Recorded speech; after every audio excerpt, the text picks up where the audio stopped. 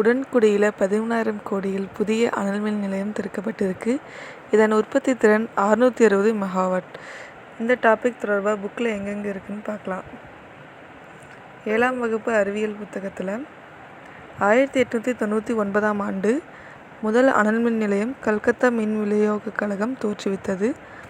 1900ஆம் ஆண்டு சென்னையில் பேசின் பாலத்தில் அனல்மின் நிலையம் உருவாக்கப்பட்டது.